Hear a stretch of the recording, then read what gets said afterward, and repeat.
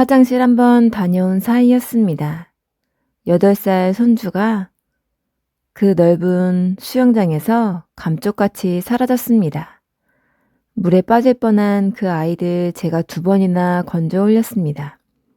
제 다리에선 피가 났고요. 그런데 잠깐 자리를 비운 사이에 아이가 흔적도 없이 없어진 겁니다. 미아 방송이 울리고 경찰이 출동했습니다. 달려온 며느리는 제 앞에서 소리쳤습니다. 도대체 애를 어떻게 본 거예요? 모두가 저를 탓했습니다. 저도 저를 탓했습니다. 한번 하겠다고 마음먹으면 꼭 하고 마는 아이라는 걸 그때는 왜 그렇게 무섭게만 생각했을까요? 하지만 그날 손자가 사라진 진짜 이유를 알게 된 순간 그 자리에 있던 어른들은 모두 고개를 숙이고 말았습니다. 오늘의 사연 끝까지 함께 해주세요. 어머님, 오늘 내일 주말 동안 민호 좀 봐주실 수 있어요? 며느리가 현관에서 신발을 신다 말고 저한테 그렇게 물었어요. 출근 가방을 한쪽 어깨에 메고 손목시계를 자꾸 들여다보면서요. 또 주말 출근이니? 네, 이번 분기만요. 죄송해요. 저는 행주를 식탁에 내려놓고 며느리 쪽으로 갔어요. 아들도 벌써 차키를 손에 쥐고 신발을 신고 있더라고요. 토요일 아침인데 둘 다 양복에 정장, 구두 차림이었어요. 민호가 요즘 수영장 노래를 불러서요. 친구들은 다 다녀왔다고 며칠째 조르는데 저희가 데려갈 시간이 안 돼서. 며느리가 미안한 얼굴로 말끝을 흐렸어요. 우리 늦겠다. 아들이 현관문을 반쯤 열어둔 채 며느리를 재촉했어요. 저한테는 인사도 제대로 하지 않고요. 그래도 저는 서운한 티를 내지 않았어요. 바빠서 그런가 보다 생각했죠. 어머니, 죄송한데 이번만 부탁드릴게요. 며느리는 그렇게 말했지만 눈은 벌써 신발장을 향하고 있었어요. 이미 마음속으로는 제가 봐주는 걸로 정해둔 얼굴이었죠. 그때 방문이 벌컥 열렸어요. 할머니, 워터파크 갈 거지? 응. 민호가 잠옷바람으로 뛰어나와 제 팔을 붙잡았어요. 8살짜리가 어찌나 힘이 센지 팔이 다 끌려갈 정도였어요. 민수도 갔고 서연이도 갔고 우리 반에서 나만 안 갔어, 나만.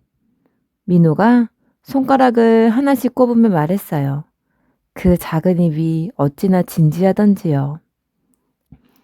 할머니, 나 물에서 헤엄치면 할머니가 잡아줄 거지? 저는 그 손을 토닥이며 웃었어요. 그럼 우리 민호 할머니가 다 잡아주지. 말은 그렇게 했지만 속으로는 걱정이 앞섰어요. 제 무릎이 작년부터 영 시원찮았거든요. 계단만 내려가도 시큰한데 물놀이를 온종일 따라다닐 수 있을까 싶었어요. 저는 잠깐 민호를 내려다봤어요. 신이 나서 발을 동동 구르는 손주를요. 그래, 할머니가 데려가마. 진짜? 진짜지? 민호가 폴짝폴짝 뛰었어요. 아들이 그 모습을 보더니 신고 있던 신발을 벗고 들어와 민호 어깨를 잡았어요. 민호야, 오늘은 할머니 말 잘 들어야 한다. 알았지? 응. 튜브 벗지 말고 할머니 손 꼭 잡고. 알았어, 아빠. 대답은 시원시원했어요. 그런데 저는 알고 있었죠. 이 녀석이 한번 하겠다고 마음먹으면 꼭 하고 마는 아이라는 걸요. 전에도 그랬어요. 비가 오는데 기어이 자전거를 타겠다고 현관 앞에 자전거를 세워두고 1시간을 뗐었거든요. 결국 비옷을 입혀 마당 한 바퀴를 돌게 하고 나서야 들어왔어요. 어머니, 점심값 넣어드렸어요. 카드는 가방 앞주머니예요. 며느리가 가방을 챙기며 물었어요. 민호 수영복은 챙기셨어요? 어제 네가 빨아둔 거 가방에 넣었다. 감사해요. 정말 이번 한 번만요. 이번 한 번만. 저는 그 말에 그냥 고개를 끄덕였어요. 그 한 번이 몇 번이 될지는 묻지 않았어요. 묻는다고 달라질 것도 아니었고요. 며느리가 나가고 현관문이 닫혔어요. 집안이 조용해지자 민호가 제 손을 잡고 흔들었어요. 할머니, 우리 몇 시에 가? 아침 먹고 천천히 가자. 서두르면 체한다. 빨리 가자. 응? 빨리. 밥부터 먹어야 힘이 나서 헤엄을 치지. 저는 민호를 식탁에 앉히고 계란을 부쳤어요. 그새를 못 참고 민호는 의자에서 발을 까딱거리며 수영복 이야기를 했어요. 파란색이라 상어 같다나요? 할머니, 거기 가면 미끄럼틀이 엄청 높대. 민수가 그랬어. 높은 데는 할머니가 밑에서 받아줄게. 할머니는 미끄럼틀 안 타? 할머니는 무릎이 아파서 못 타. 대신 우리 민호 내려오면 꼭 잡아줄게. 민호는 그 말이 마음에 들었는지 계란을 한 입에 우겨넣고 씩 웃었어요. 밥을 먹이고 나서 수영 가방을 다시 열어봤어요. 구명조끼, 튜브, 수건, 갈아입을 옷. 빠진 게 없나 손가락으로 하나씩 짚어가면서요. 구명조끼도 가져가야지. 싫어, 답답해. 물에서는 꼭 입어야 돼. 괜찮아, 나 이제 8살이라 안 입어도 돼. 민호는 벌써 현관에서 신발을 신고 저를 부르고 있었어요. 할머니, 빨리! 저는 무릎을 한번 짚고 일어섰어요. 그 시큰한 무릎으로 그날 제가 그 물에 몇 번이나 뛰어들게 될지 그땐 정말 몰랐습니다. 민호야, 천천히. 거기 미끄럽다. 물놀이장 입구를 들어서자마자 민호가 제 손을 뿌리치고 뛰어갔어요. 바닥이 다 젖어 있는데 슬리퍼도 안 신은 발로요. 저는 가방을 끌어안고 그 뒤를 종종걸음으로 따라갔어요. 할머니, 빨리 와. 저기 파도 친다. 겨우 따라잡아서 구명조끼부터 입혔어요. 어깨끈을 채우고 가슴 버클을 딸칵 잠그는데 민호가 벌써 몸을 비틀더라고요. 이거 답답해. 안 할래. 안 돼. 이거 안 입으면 물에 못 들어가. 친구들은 다 튜브만 끼던데 할머니는 왜 자꾸 따라와? 그 말에 잠깐 가슴이 서늘했어요. 누가 들으면 제가 손주 노는 걸 방해하는 사람 같았으니까요. 그래도 저는 웃으며 넘겼어요. 우리 민호는 할머니랑 왔으니까 이거 입는 거야. 그렇게 한번 입혀놓고 돌아서서 가방을 정리하는 사이였어요. 다시 봤을 땐 구명조끼가 벤치에 벗어 던져져 있고 민호는 벌써 파도풀 쪽으로 달려가고 있었어요. 한번 하겠다고 마음먹으면 꼭 하고야 마는 아이. 저는 그 말을 속으로 삼키며 튜브를 들고 뛰었어요. 물에 들어간 지 얼마 안 됐을 때였어요. 갑자기 파도가 크게 한번 밀려왔어요. 키 작은 민호가 폴짝거리더니 다음 파도에 그대로 머리까지 잠겼어요. 민호야! 저는 가방이고 뭐고 그대로 물에 뛰어들었어요. 허우적거리는 팔을 붙잡아 끌어올리는데 그 짧은 순간이 어찌나 길던지요. 콜록콜록. 민호가 물을 토하듯 뱉었어요. 저는 그 등을 두드리며 물 밖으로 데리고 나왔지요. 심장이 밖으로 튀어나올 것 같았어요. 괜찮아? 어디 아픈 데는 없어? 응, 괜찮아.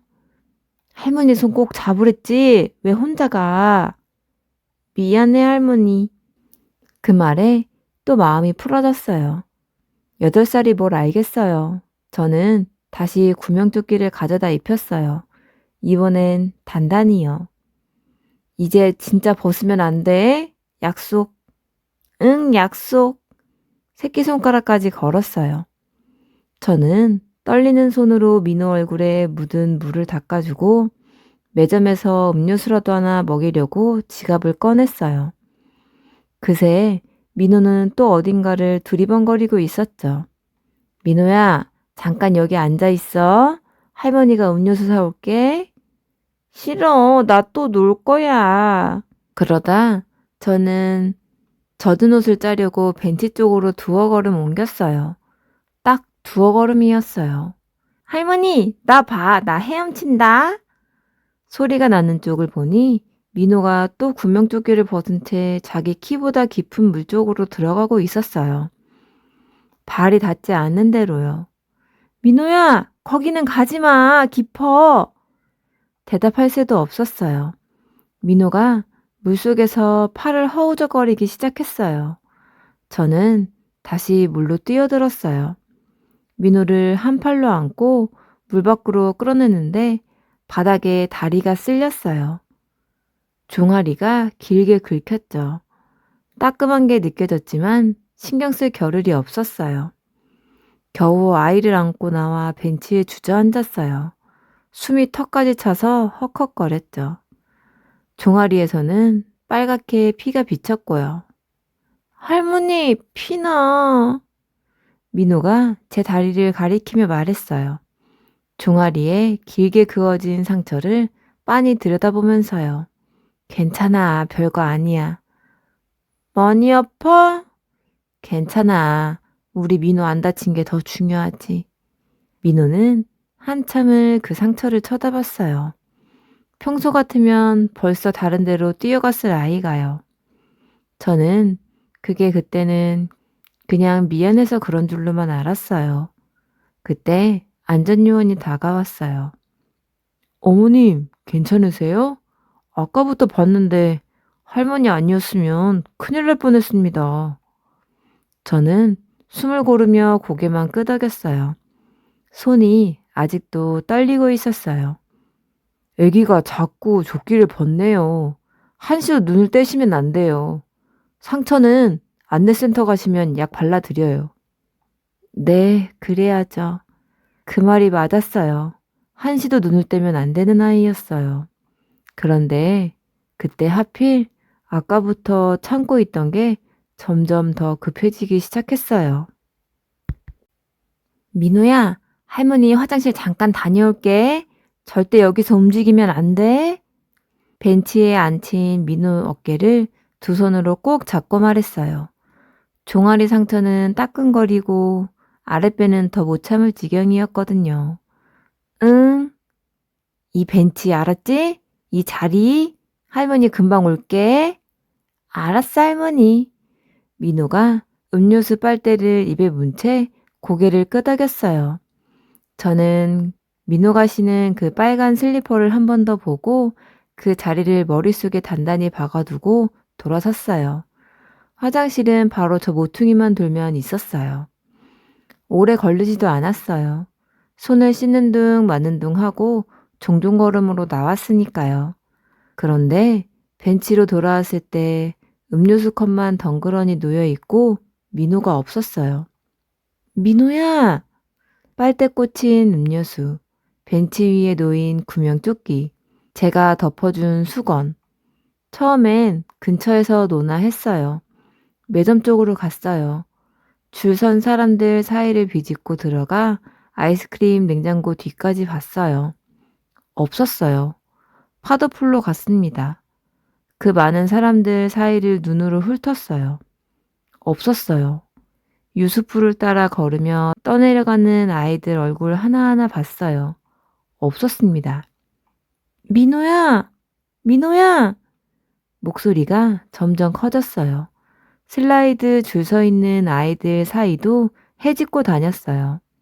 빨간 슬리퍼, 파란 수영복, 그것만 찾았어요. 그런데 없었어요. 지나가는 아주머니를 붙잡고 물었습니다. 혹시 파란 수영복 입은 남자애 못 보셨어요? 8살이에요. 못 봤는데요. 옆에 있던 다른 사람들도 고개를 저었어요. 그 짧은 대답들이 하나씩 쌓일 때마다 가슴이 내려앉았어요. 다리가 후들거렸습니다. 한번 하겠다고 마음먹으면 꼭 하고 마는 아이라 그 생각이 이번엔 무섭게 떠올랐어요.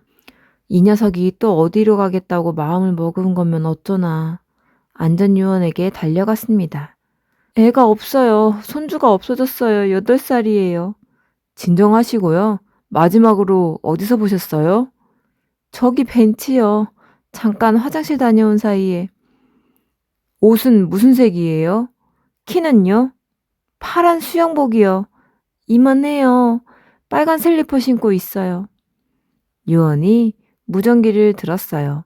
잠시 후 장내 방송이 나왔어요. 아이를 찾는다는 안내가 천장 스피커에서 울렸습니다. 그 소리를 듣는데 다리에 힘이 풀렸어요. 안내센터로 갔습니다. 직원들이 그 모니터를 들여다보고 다른 직원은 구역마다 사람을 보냈어요. 중간에 한번 혹시나 해서 그 벤치로 다시 뛰어가 봤어요. 행여 민호가 제 발로 돌아와 앉아있을까 싶어서요. 음료수 컵은 그대로였고 아이만 여전히 없었어요. 그 빈자리를 보는데 눈앞이 캄캄해졌습니다. 보호자분, 아이가 평소에 혼자 어디 잘 가나요? 아니요, 늘 제 옆에 있는 애예요. 안전요원한테 상황 전달은 받았습니다. 아이가 오늘 2번이나 위험한 상황이 있었다고요? 그 말투에 가시가 있었어요. 누가 들어도 그렇게 위험한 애를 왜 혼자 뒀냐는 소리였지요. 저는 아무 말도 하지 못했습니다. 변명할 자격도 없는 것 같았으니까요. 네, 제가 잠깐 자리를 비웠어요. 제 잘못이에요.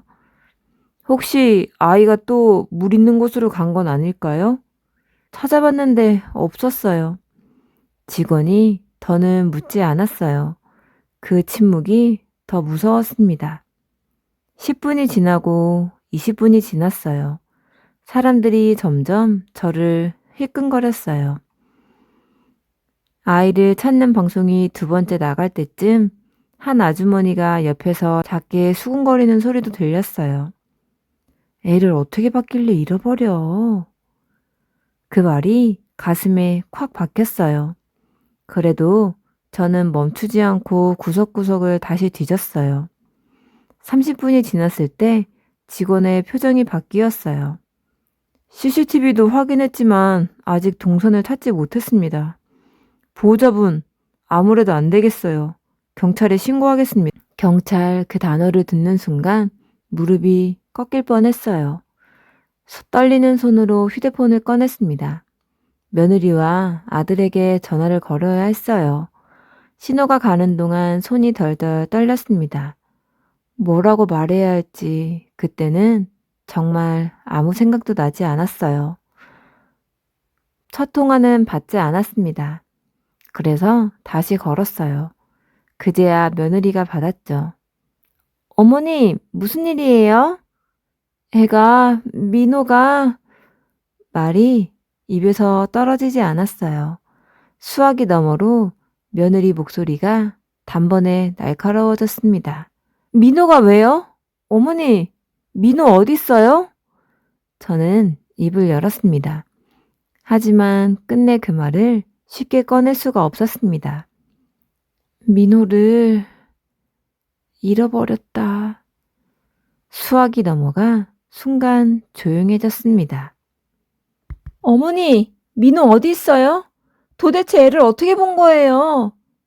며느리가 안내센터로 뛰어 들어오자마자 제 팔을 붙잡고 소리쳤어요. 출근했던 정장 차림 그대로 구두를 신은 채로요. 뒤따라 들어온 아들도 얼굴이 새하얗게 질려 있었습니다. 잠깐 화장실 다녀온 사이에 그 나이 때는 어디로 튈지 모르니 잘 챙기셨어야죠. 저는 아무 말도 하지 못했어요. 무슨 말을 해도 변명이 될 것 같았으니까요. 애가 2번이나 물에 빠질 뻔했다면서요. 그런 애를 혼자 두고 화장실을 가요?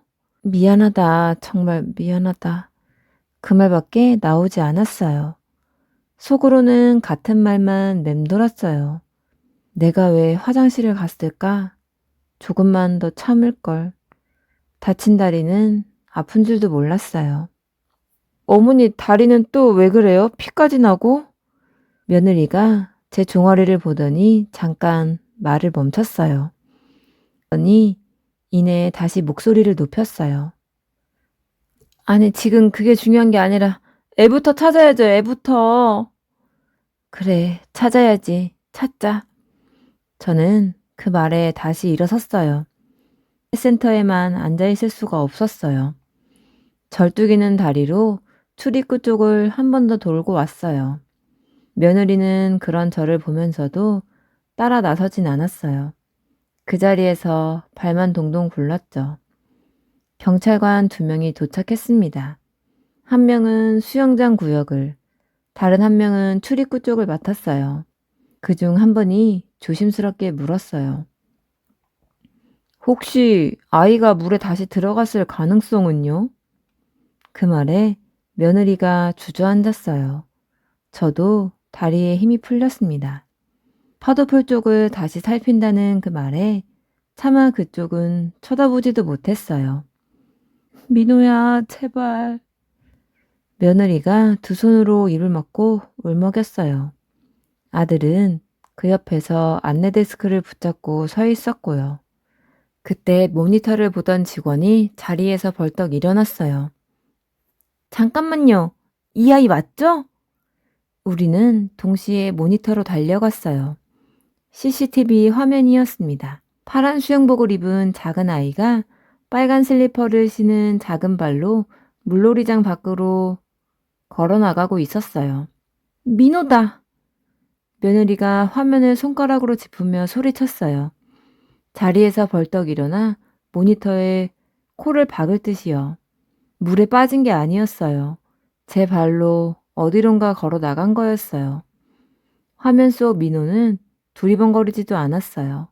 어디로 가야 할지 아는 아이처럼 똑바로 앞만 보고 걷고 있었어요. 저는 그 걸음을 보는 순간 알았어요. 저 녀석이 또 뭔가를 하겠다고 마음을 먹은 거구나. 어디로 가는 거야 대체? 아들이 화면을 따라가며 중얼거렸어요. 민호는 출입구를 지나 주차장 쪽으로 향하고 있었어요. 거기서 화면이 끊겼습니다. 이 방향에 뭐가 있죠? 경찰관이 직원에게 물었어요. 나가는 길에 편의점이 하나 있긴 한데요. 그 말이 끝나기가 무섭게 직원의 전화벨이 울렸어요. 직원이 봤더니 표정이 확 바뀌었어요. 네? 아, 네네. 파란 수영복이요. 맞아요. 맞습니다. 직원이 수화기를 손으로 막고 우리를 봤어요. 찾았답니다. 길 건너 편의점에서 아이를 데리고 있대요. 무사하대요. 며느리가 그 자리에 털썩 주저앉아 울음을 터뜨렸어요. 아들은 2손으로 얼굴을 감쌌고요. 저도 그제야 참았던 숨이 터졌어요. 다리에 힘이 풀려 의자 등받이를 붙잡았죠. 무사하다니까 됐어. 아들이 며느리 등을 두드리며 말했어요. 우리는 누가 먼저랄 것도 없이 출입구 쪽으로 향했어요. 저도 절뚝이는 다리로 그 뒤를 따라 나섰습니다. 그런데 직원이 통화를 이어가다 고개를 갸웃했어요. 근데 그게 아이가 안 오려고 떼를 쓴다는데요. 같이 안내센터 가자고 했는데도 안 간답니다. 무조건 이걸 사야 한다고 계속 울고 있답니다. 뭘 사요? 돈도 없을 텐데. 며느리가 눈물을 닦으며 물었어요. 직원은 수화기를 다시 귀에 대고 한참을 듣더니 우리를 한번 쳐다봤어요. 그게 직접 가서 들어보시는 게 좋겠어요. 뭘 사야 한다니. 돈 한 푼 없는 8살이 편의점에서 뭘 그렇게 사겠다고 울며 떼를 썼을까요? 저는 그 말이 무슨 뜻인지 그때는 도무지 알 수가 없었습니다. 편의점 문을 열기 전까지는 그 아이가 왜 그토록 고집을 부렸는지 아무도 몰랐습니다. 혹시 이 아이 찾으시나요? 편의점 문을 밀고 들어서자 계산대 옆에 쪼그려 앉아있던 민호가 고개를 번쩍 들었어요. 직원이 그 옆에 서서 우리를 보고 있었고요. 민호야! 저는 다친 다리도 있고 달려가 민호를 끌어안았어요. 작은 몸이 제 품에 쏙 들어왔어요. 그 순간만큼은 아무 생각도 안 났어요. 살아있구나, 무사하구나, 그것뿐이었습니다. 민호 얼굴은 눈물과 땀으로 범벅이 되어 있었어요. 훌쩍이며 제 옷을 붙잡고 놓지 않았어요. 그런데 며느리가 뒤따라 들어오며 목소리를 높였어요. 너 왜 여기 왔어? 엄마가 얼마나 놀랬는 줄 알아? 할머니 혼자 두고 다니면 어떡해? 민호가 입을 꾹 다물었어요. 혼나는 게 억울한지 눈에 눈물이 그렁그렁 맺혔더라고요. 손님, 잠깐만요. 편의점 직원이 며느리를 말리며 끼어들었어요. 제가 같이 안내센터 가자고 몇 번을 말했는데요. 이 아이가 안 가겠다고 떼를 썼어요. 무조건 이걸 먼저 사야 한다고요. 직원이 계산대 위에 물건 2개를 올려놓았어요. 상처를 붙이는 밴드 1통, 그리고 연고 하나였어요. 이걸요? 며느리가 멈칫했습니다. 아들도 그 물건을 내려다봤어요. 돈도 없는데 계속 사야 한다고. 나중에 할머니가 준다고요. 지금 꼭 필요하다고. 안 주면 안 간다고 물었습니다. 직원이 잠깐 말을 고르더니 덧붙였어요. 저 큰 길을 혼자 건너왔더라고요. 제가 봤을 땐 가슴이 다 철렁했습니다. 그래서 일단 아내 데리고 있었어요. 큰 길을 혼자 건넜다는 말에 며느리 얼굴이 하얗게 질렸어요. 순간 편의점 안이 조용해졌습니다. 며느리가 천천히 민호 앞에 무릎을 굽혔어요. 민호야, 그걸 왜 사려고 했어? 민호는 아무 말도 하지 않았어요.